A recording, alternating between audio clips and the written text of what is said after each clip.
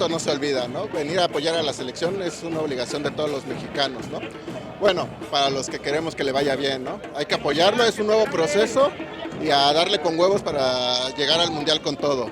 Primero, venir con la familia. La familia, nieta, hijos, amigos, todo. Excelente, o sea, es un ambiente padrísimo.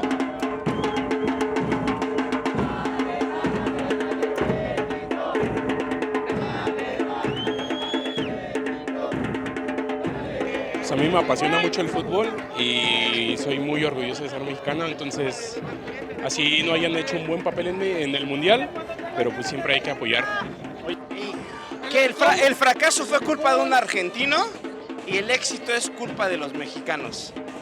Pero hacemos un esfuerzo, ¿no? Para estar aquí y apoyando y en un nuevo proceso. Y ojo, Coca, esta vez te vamos a seguir. Yo estaba abajo del barco, pero es mi selección y vamos a estar arriba hasta el último.